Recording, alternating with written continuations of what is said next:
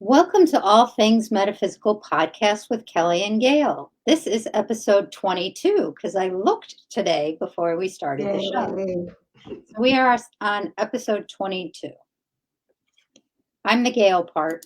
I'm the Kellie part. So, as always, Kellie and I were talking before we came on live, trying to decide what we were going to start talking about. And one of the things that we both noticed and we both were talking about was the energy that's going around right now. So, you want to take that one, Kellie? Yeah, well, it's been very heavy for a Mhm. long time. Actually, since right before the first of the year, I think is when it really got bad. But it's affecting everyone. Even people who don't believe in anything are feeling the energy and the heaviness of the energy. It is worldwide. There are some things going on around the world that eventually people will find out about and they will not be happy about it. But I do see it's going to start lifting a little bit, going to start shifting a little bit, starting on the 28th of this month, but then going into February. Mhm. So not a moment too soon. We definitely need the shift, I think. Mhm. Yeah, it's been really weird. That's my clinical term for it, weird and wonky. Mm-hmm. Um, just, I know that for me, there was a lot of things I was called to do on Sunday to help with some of the things going on in the world. And I know that I called you to help with some of the things going on in the world. And, I just keep waiting for it to kind of break or for people to become aware of it. And Yeah. I think sometimes it's hard to know and be so in tune. And I don't know how you feel about this, but sometimes I feel a lot of pressure and a lot of responsibility. Yeah. Yeah, and try as hard as you want, you're not going to wake people up and make them see what's happening. They're just not. So I think what happens, a lot of us Hmm. are behind the scenes feverishly working to transmute this negativity as quickly as possible. And the rest of the world doesn't have a clue what we're doing. And sometimes it really makes you want to scream at them. Don't you see? Don't you feel this? How can you not feel this? But Hmm. it doesn't work. I mean, it doesn't help anything. I have had people come back years after I had actually yelled at them, Hmm. telling me, oh, yeah, no, I get it. So, it's happening slowly. Hmm. It's a process for humanity. We're Yeah, I'm not very good with patience me sometimes. either. It's like when you can see all the things and what's down the pike and where we're gonna go to, it's like I want to get there sooner. It's Yeah. really interesting because I have this shirt that has a map of the world on it. And it's interesting that that's the shirt I chose to wear today. hmm Hmm. Yeah, that's one of the things that always frustrates me is any situation I see it like a puzzle. Mhm. And I think I've talked about this before on the show actually. But when you can see the situation and you see where all the pieces are and how they could go together and it just doesn't happen, you're like, why isn't this working? And there's a lot of us in that same situation right now. And none of us are very good with patience. So just the way it is. Yeah, it's a tough one is to be patient.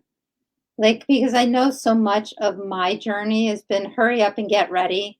Oh wait, humanity hasn't made the changes they need to make. You need to wait. Yeah. Okay, hurry up and get ready.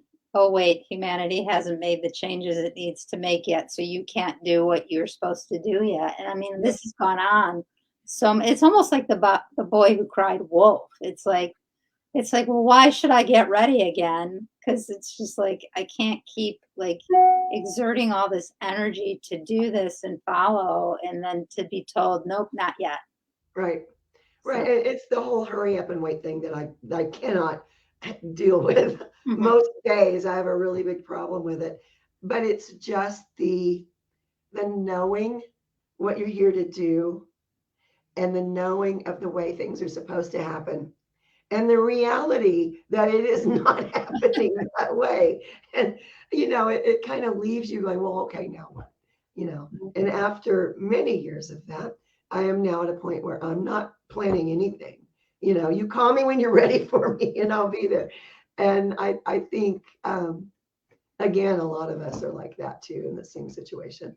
I've talked to a lot of people recently that have all said, what is going on? I feel it. I know what's supposed to be happening. I know where it's supposed to be happening at. Why is it not? Why are we not there yet? And it's just something we're going to continue dealing with until humanity wakes up. They're laughing at us. My spirit team is laughing at us right now, and they're showing me the analogy of the little kid in the car going, are we there yet? Yep. Are we there yet? Are we there yet? Too. Or the Verizon commercial. Can you hear me? Can you hear me now? Can you hear me now? Yeah. They're like, it's going to take as long as it's going to take. And one of the things that you humans are not very good at is waiting for divine time, not your time. Right. No, we are not good at that at all. Myself in particular, I am not good at that. Yeah, it's not one of my strong suits. It's not one of my strong suits. The other thing that we were going to spend some time talking about, looks like we have some viewers trying to get on because the number count keeps going up and down. Don't know what that's about, but we still are in Mercury in retrograde. One of the things we were going to talk a little bit about today was the power of group and intention. Mm-hmm. Whether it's an intention group, a prayer group, for you, what do you envision like when people are together all holding a similar vision? Like, what does that bring up for you? For me, usually I see wisps of light representing each person, usually in a circle. Sometimes it takes a different shape. And you can see all of it looks like, smoke trails coming together at the top. And that's what I always see when a group of people get together. It doesn't matter if it's in, an open setting or a closed set or, online or in life, whatever it is. That's the way I always see it. Sometimes if you really, really raise the energy level, and I've seen this particularly in an ashram where people were actively meditating on one thing, you can visualize. And I talked about this after that happened. And apparently that's a common way to see this. But eventually that group of people, which were mostly Buddhists, a lot of monks, the lights came together at the top and exploded like a shooting star. And that was, you could feel the energy shift in that community, which was a very powerful thing. Sometimes you get people that aren't exactly on the same page and it doesn't, have the same effect. But when it's done right, it's an incredibly powerful thing. And I've told this story before, but it just reminds me of it. So if you indulge me, I'll tell it again. Is one of my first experiences with kind of group meditation is friends of mine took me to a Zen center. And so everyone was chanting at the same time. And the energies took me up and took me up and took me up till the next thing I knew, I was on the sacred mountain with Jesus, Buddha, and Kuan Yin having a tea ceremony. And then I really liked the person leading it. She was Jewish and then turned to Buddhism. So I waited for 6 weeks to have an appointment with her, and she agreed to finally meet with me. And I said, I had this really cool experience when everyone was chanting at the Zen center, where I went up and I was with Buddha, Jesus, and Kuan Yin. And she's like, what's your psychiatric background? I think you need treatment and are psychotic. And I'm just like, but I thought the goal was to become one. And I'm telling you, I had that experience and you just told me that I was crazy. Yeah. Isn't that what you're working towards? Right. So I just, it's just interesting when you share things with people who you think are advanced enough to understand, and then they still label you as crazy. How do you then want to continue to go down your path? Yeah. Yeah. And, I've had that so many times Mm. I used to be much more open than I have learned to be.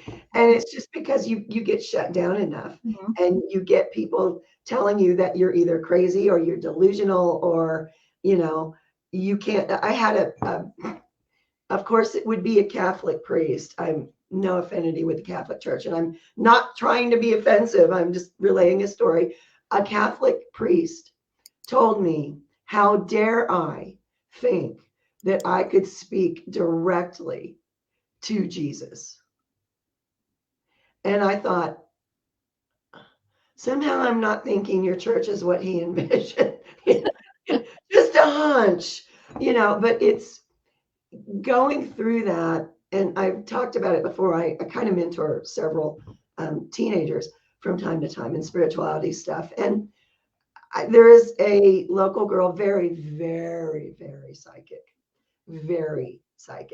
And you can watch her walk and see the energies go around her. Mhm. And she said that a teacher um, made her leave her class because she was crazy and needed to be in therapy. And she comes to me crying, saying, "What am I supposed to do with this?" Mhm. Like, maybe don't be quite as open with that teacher. There are some people that cannot be trusted. I'm here to tell you that it's true.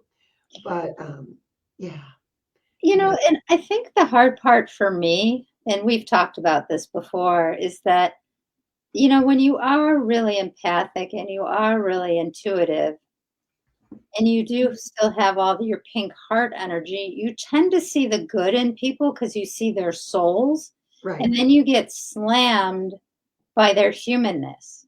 Yep, And I mean, I still struggle with that sometimes because I always see the good no matter like how someone treats me. And then I always still get surprised when they're not like with what I see. right. I mean, I Yeah. don't do it as much anymore. I mean, I'm much better at seeing the humanness now than I used to be, but Be careful saying that because I really thought I was better. And then it happened all over again a while back. And it's like, oh, yeah, yeah, okay, got it. Got it. I saw the good that maybe was buried a little bit deeper than I anticipated. But it happens. And, what do? You just learn that lesson, move on. well, sometimes like when that happens now, I'll say, "Oh, thank you for reminding me. I Yeah, needed to see this again."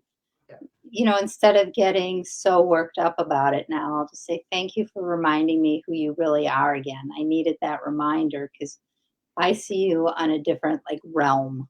right, So, right. Yeah, it gets a little troubling. Even people who have done some really bad things, I can look at them and still find the good. And you just have to be mindful of who you're really dealing with. I think everyone has some good in them. Everyone I has some bad in them too. yeah, I had a situation in my life where someone was kind of harassing me, and my friends would all be like, "Well, how can you still be nice to them?" I said, "Because if they're doing that to me, how much pain do they have to be in that that's what they're doing?" And they're like, "How do you get from what they're doing to you to that space?" And so even though I was still very affected, I still had some compassion for them. I still did what I needed to do to take care of myself. Yeah, And I still had some compassion for them at the same time. yeah. Well, I have probably compassion for beings and people that are not deserving of it. Mhm. but that doesn't stop me from having compassion for them. I do think I- you have compassion regardless. It's like you can completely and totally forgive people, understand. I can put myself in their thinking Mhm. to know what led them down the road they took, and I can still have compassion for them. Doesn't mean I'm going out to coffee with them. Mhm. You can still have compassion for people. That doesn't mean they belong in your life. Mhm. That's, you can love people dearly that don't belong in your life too. So it's just, you kind of have to learn to compartmentalize a little bit. Well, and I think you also have to learn as to what serves you and what doesn't serve you. Because sometimes I mean, for me, sometimes I'll get pulled back into old relationships, and I'm like, that's not really the direction I want to go. Right, It's like, thank you for the lesson and thank you for reminding me. No, I don't want to go back into that. right, right. So, You know, there I went through, and we were talking about this before the show. I mhm, went through after it was utter betrayal is what happened. And I just unfriended everybody that I had friended on social media that I didn't know personally.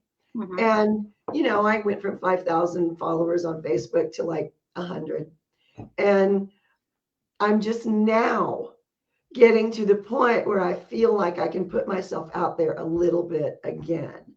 Mhm, But it's sort of, I'm very cautious. I investigate people these days. I never did that before, but mhm. I do now. And there are certain red flags that in the past I would say, oh, that's all right. I can deal with that. It won't happen to me. And I don't ignore red flags anymore. So, And even being a spiritual being, you still need boundaries. yeah, And I yeah, think that sometimes people forget that. yeah, So, yeah, so I just think that's an important point. yeah.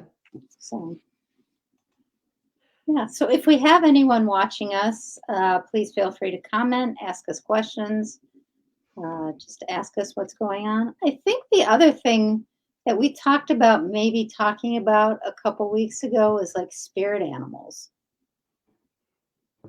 Yeah.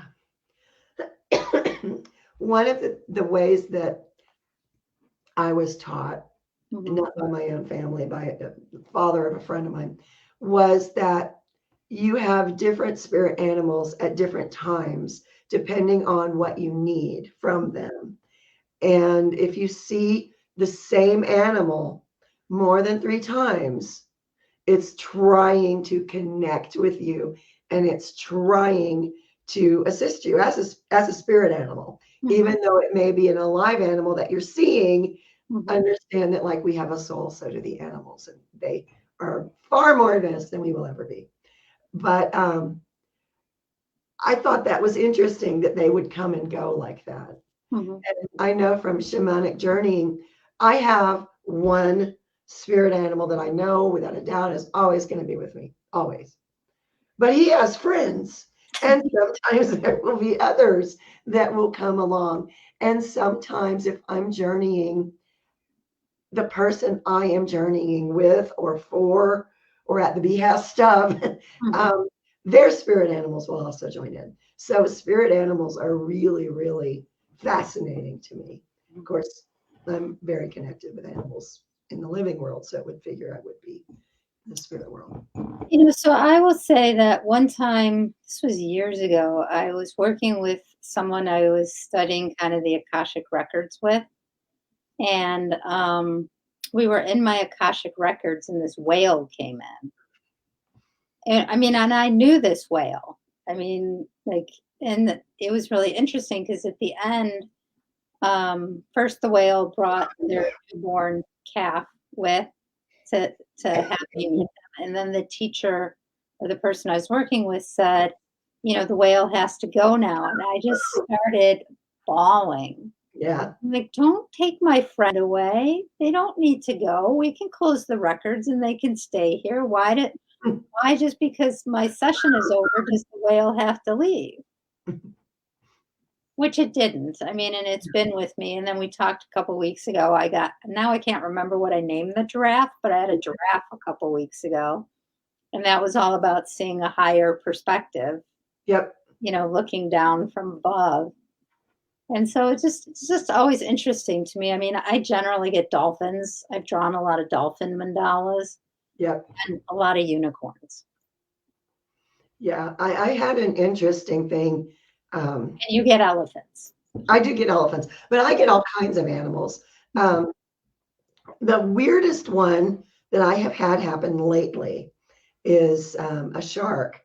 I've never had a a wonder about sharks. I've kind of always tried to stay away from them. Mhm.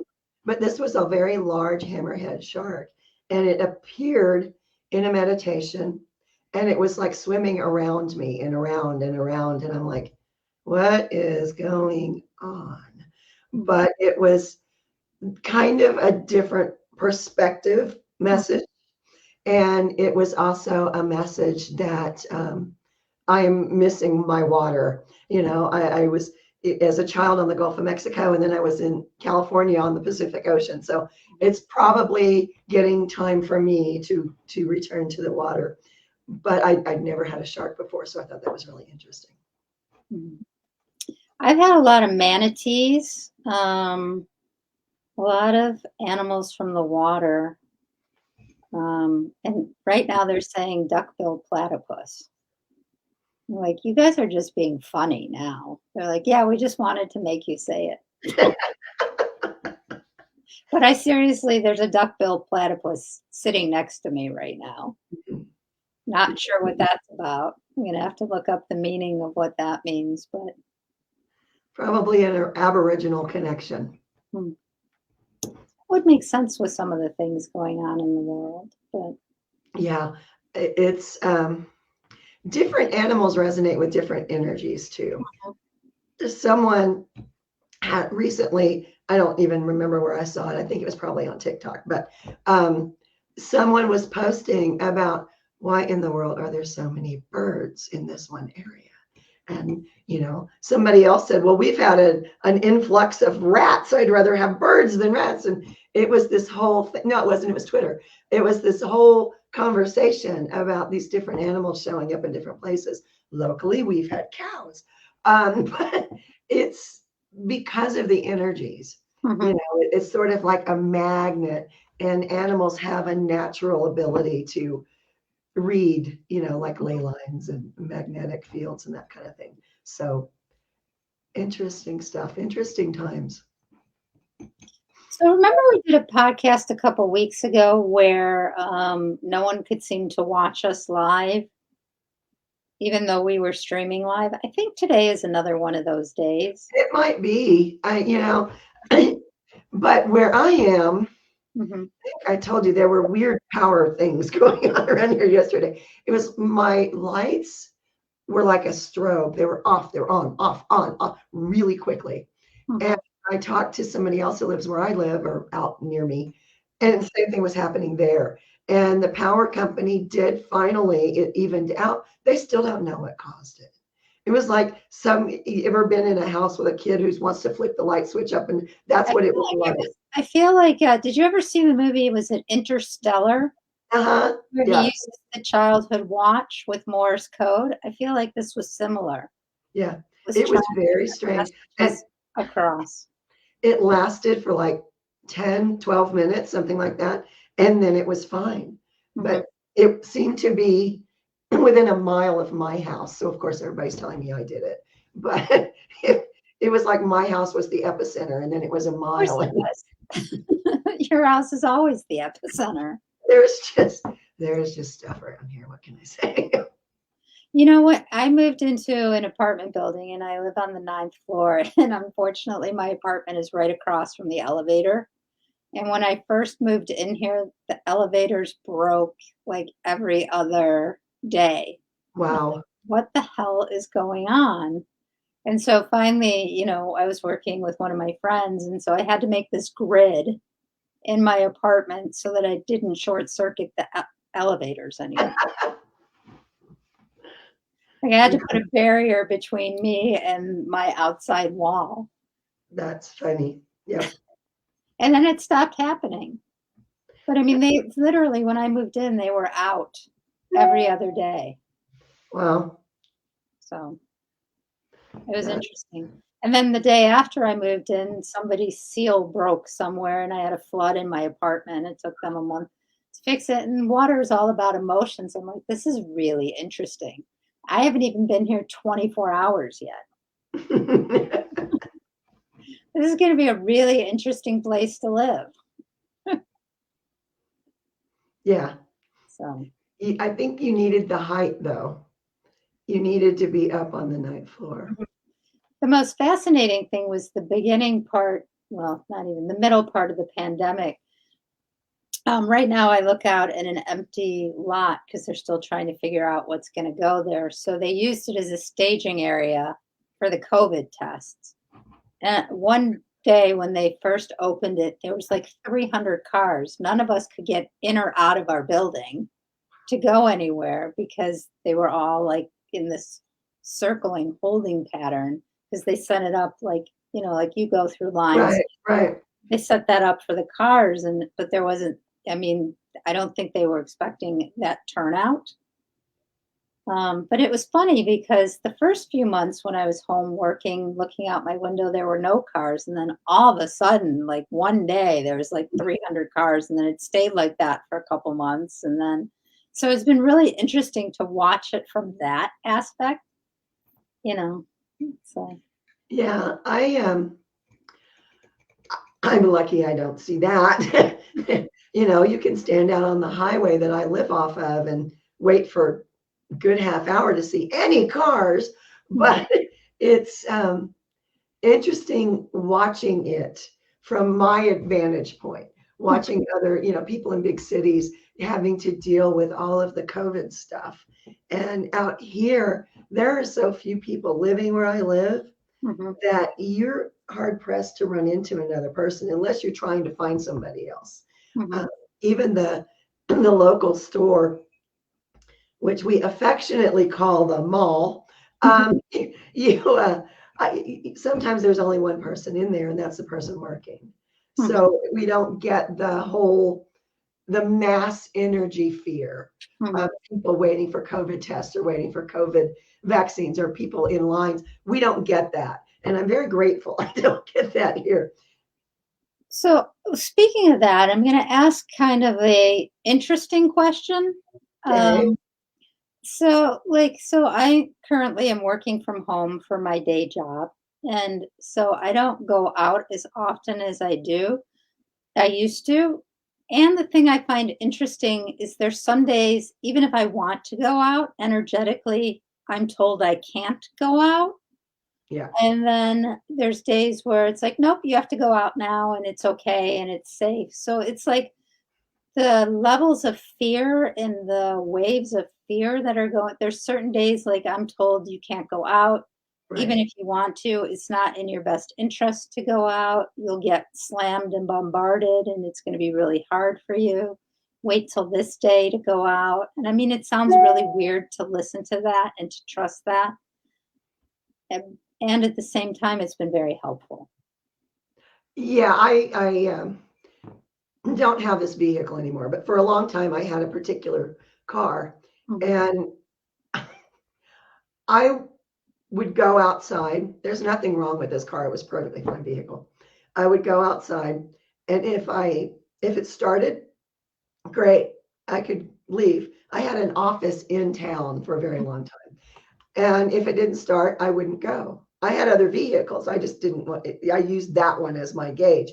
And every single time I didn't go, something happened, including one morning when someone lost control of their vehicle and slammed into the building right where my desk was. So that car, I was really reluctant to sell it because I felt like it had my back. If it started, I went, and there was no rhyme or reason to when it didn't start. It was like, nope, you're not leaving today. And an hour, 2 hours later, it would start fine. It's just the way it was. That's really interesting. I know that there's one day I was late going to work because I had this for me, when something's going to happen, I get bloody noses. I don't know why, and they won't stop. So I finally got it to stop. I get in my car to go to work.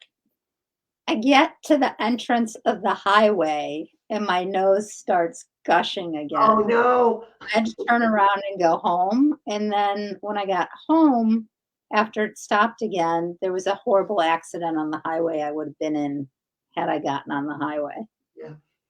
Yeah. There's been several accidents I've avoided through my life just by listening. And I don't understand why everybody doesn't do that. If you get that bad feeling that something's going to happen, why risk it? I mean, come on.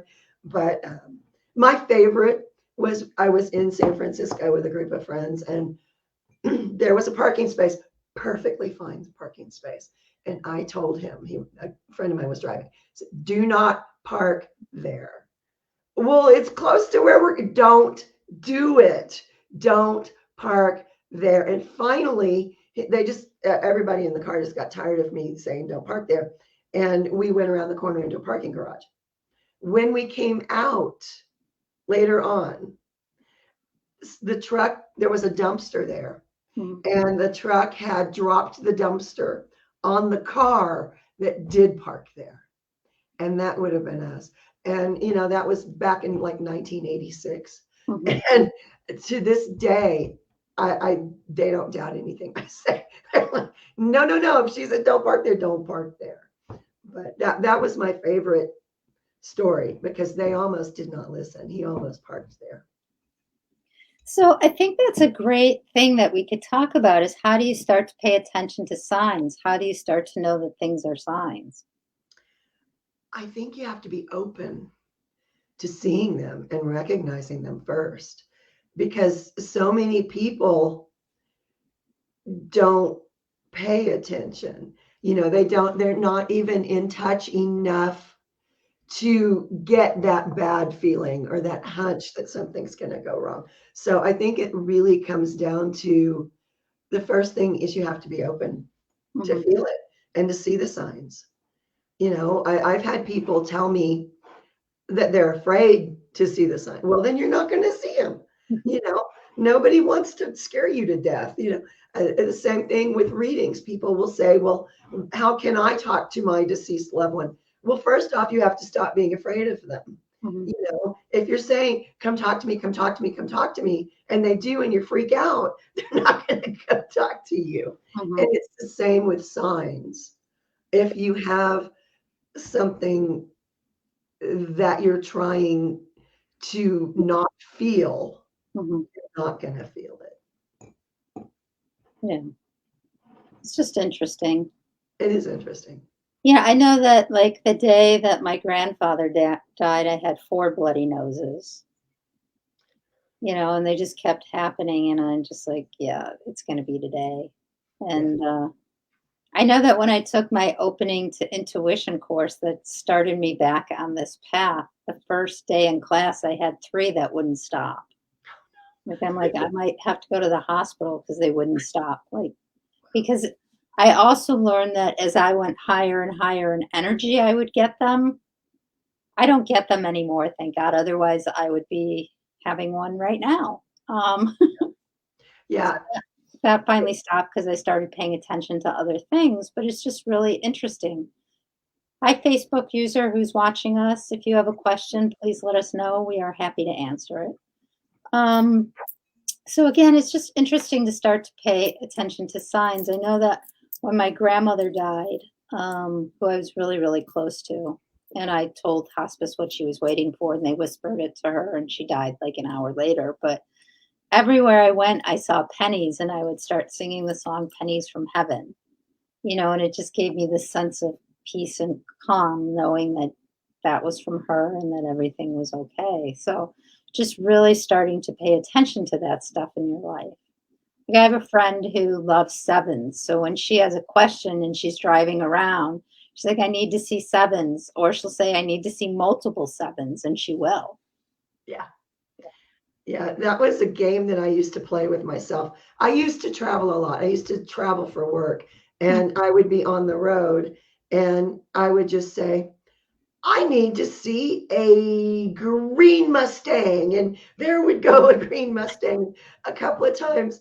Other people were in the car with me and they were, I don't know how you're doing that, but stop. You know, it was just, it was a game. Mhm. But you have to not be afraid of it. Mhm. And I think that's really a huge thing for a lot of people.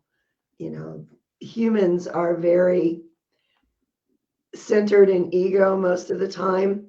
And if you're coming from a place of ego, Mhm. you don't want to believe or allow that there is something else that knows more than you do. So the question we got is, what if you feel nothing around you, no signs, no presence? I would consider that, I would be very grateful for that, but consider that a huge blessing because that doesn't happen to me. I think though sometimes they still are around you. It's Yeah. just not, you're not ready to see them yet. Or sometimes there's something that's blocking you from seeing them, or you're afraid to move forward. I think there's a lot of different scenarios that can happen around why you're not seeing signs, because they really are there all the time. Like, I know in movies they show it a lot, like they'll look up and it's like the perfect thing they need to see at that moment. I mean, and synchronicities happen all the time. It's just sometimes our soul or our mind isn't ready to take that next leap yet, so it stops us from seeing it. Yeah. I'm feeling some fear around that too. Mhm, Um, and so many people, especially if you're just getting started with seeing things, um, you might be afraid to see or afraid of what you would see. mhm, And you just have to become okay with it and have faith that it's okay to see what you want to see or what you're seeing if you don't particularly want to see it. Um, it might help to surround yourself with your angels and mhm, your guides and just feel safe, know that they are there. And when you do that, you're more confident in opening up and then you'll start seeing things. mhm. Um, Sometimes people think it's all just a coincidence, and I promise you it's not. I get the question a lot, well, why can't I see my loved ones come visit? Why can't I remember? Why aren't they doing it? And I just look at them and I say, well, one, they are around because I can see them. Mhm. Second, it would be too painful for you if they came right now and left again. So there's a part of you that blocks it because you couldn't handle if they had to leave again. Right. So, I mean, it's starting to look at all those things and to what that really represents. I know that it's funny when my mother transitioned, I'm like, oh my God, I'm going to see her more now than when I did when she was alive. And sure enough, like I think she was sitting in my car while I was driving to the cemetery, and she's around a lot. And it was because I was okay with it. I wasn't Right. afraid of her coming and going. And if I needed her, I knew she would come. And so there wasn't any fear around it. And I had told her that before she transitioned. I'm like, if you need to come visit me, it's fine. I'll be okay with it if you have to leave again, you know. But I think sometimes, even though they don't feel and think the same way from the other side, they can see our pain and they don't want to cause us any more pain or any more sadness. So sometimes they'll purposely stay away till you're at a place where you can handle it. Right. My grandmother called me and told me when she was going to die. Hmm. It was not a shock. She had been perfectly fine. She was just tired of being in pain from Hmm. she had the same autoimmune issues I have. I got from her. She Hmm. was very, generous in giving me that. But but she called me and she told me, I'm gonna die Thanksgiving night. I wish you could be here for Thanksgiving. I'm not gonna see you Christmas because I'm gonna be dead, but I'll come visit you in San Francisco and let you know that, it's all fine. And that Thanksgiving night, um, I went to bed going, okay, anytime now. And sure enough, 11:30 California time, she was in my room telling me that she was fine, she was not in pain anymore. And we had this great conversation. And the next morning when they were calling me, I answered the phone. I already know. Yeah, I already know. But I was the only one in my family to see her and have that connection. And I know she went to every single person in the family, Hmm. but nobody else had that experience. And years and years and years later, finally, I started getting calls or emails from different family members saying that they had finally seen her and it was finally okay. They were finally ready. But it takes people different it's different for everyone. If you think you're feeling nothing, or why don't I see this person when other people's, it's your own timeline. You are in complete control of that timeline. I had a client that I worked with whose husband died suddenly, and somebody sent her to me as a therapist more so than a medium. And the session, what is he saying? What is he doing? And I'm like, I'm not going to do this with you because this isn't going to help you move forward. Right. This will keep you. And she's like, well, I need you to tell me. And I'm like, I need to refer you to someone else because I'm not going to spend every session doing that. That's not going to help you heal. And I know that sounds mean. I mean, I'd give her a couple messages, but it was the entire hour. She just every minute of the hour. And I'm just like, I trusted my gut instinct and that this isn't going to serve her. So, Right. you And know, often it doesn't. mm, you know Everyone thinks they want to be able to see their departed loved ones, and it's really not necessary. mm. They're always around you whether you need to see them or not. Hope that we answered your question, viewer. We kind of went off on a tangent there, but hopefully that all made sense to you. Any other things, Kelly, you want to talk about this evening? I know it's hard to believe, but we're kind of getting to that time again. I don't know where the time goes on this show. We enter a time warp or something. That's the only explanation. They put us in no time so that we can get to everything that we need to get to. Yeah, I think the key is just being patient. And we talked about that at the beginning of the show, how we all lack patience. But you need to be patient with yourself. Mm-hmm. I know so many people beat themselves up. Why can't I see that? Don't do that. Relax, let go of your fear, and it'll happen for you. All right. So with that, we're going to call this one a show, episode 22. And we will put it up on YouTube. And if you want to listen to it on Apple Podcasts, by tomorrow, I should have it up on Apple Podcasts. So everybody have a good night. If you have things that you want us to discuss or to talk about, please reach out to Kelly or myself, and we will get to answering all the things that you guys ask us to answer. So everybody have a good evening, and we will see you all again next week. Bye. Bye.